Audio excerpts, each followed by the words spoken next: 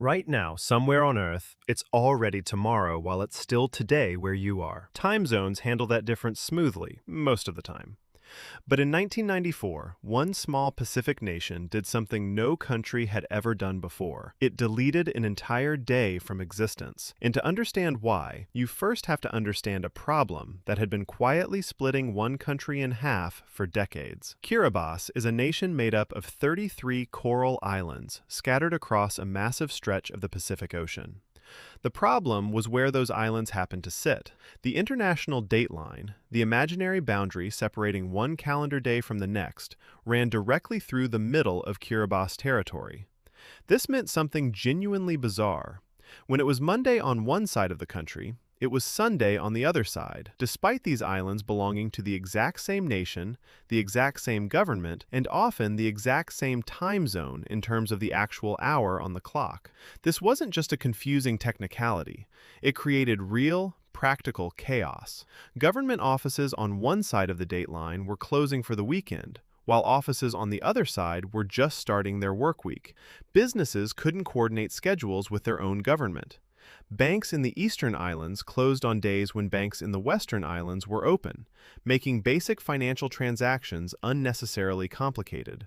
Communication between government departments split across the date line meant literally coordinating across different calendar days just to schedule a phone call. In 1994, Kiribati's president at the time, Tebororo Tito, decided enough was enough. The solution he proposed was drastic. Rather than trying to redraw complicated boundaries or split the country's operations permanently, Kiribati would simply move the international date line itself, bending it eastward around the entire country so that every single island fell on the same calendar day. But moving the date line meant something had to give. To shift islands on the eastern side of the line forward to match the western side, those eastern islands needed to skip an entire day completely. December 31st, 1994 simply never happened for the residents of those islands. Their calendars jumped directly from December 30th to January 1st, 1995. For the people living there, an entire day, every single hour of it, was erased from their personal history, technically speaking, before it could even happen. This decision made Kiribati, almost overnight, home to the first place on Earth to see each new sunrise. The country's easternmost islands, specifically Caroline Island, later renamed Millennium Island for exactly this reason, became the very first inhabited location on the planet to experience each new calendar day, hours before almost anywhere else in the world. Kiribati leaned into this distinction heavily. When the year 2000 arrived, Millennium Island became a global point of fascination, specifically because it would be the first inhabited place on Earth to welcome the new millennium, hours ahead of major cities like Tokyo, Sydney, or London. International media outlets and tourists traveled specifically to witness that first sunrise, turning a tiny, remote coral island into a genuine symbol of global timekeeping. Skipping a day wasn't purely symbolic, though. It solved Kiribati's real administrative nightmare almost instantly. Government offices could finally operate on unified schedules. Banks could process transactions without arbitrary weekday mismatches.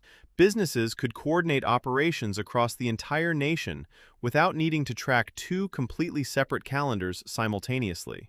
What had been a genuine, quietly exhausting logistical headache for decades disappeared in a single administrative decision. Of course, deleting a day isn't as simple as it sounds on paper. Anyone with international business contracts, banking obligations, or legal agreements tied to specific calendar dates had to sort through unusual complications. Flights, shipping schedules, and financial transactions crossing into or out of Kiribati during the transition required careful, deliberate coordination to avoid confusion or unintended consequences. So here's the full picture. An island nation, worn down by decades of being split across two different calendar days simultaneously, made the unusual decision to simply remove one day from its own history entirely. December 31st, 1994, exists on calendars everywhere else on Earth. For a portion of Kiribati, it never happened at all. The next time you glance at a calendar and take the steady, predictable march of days for granted, remember that somewhere on Earth, one government looked at that same system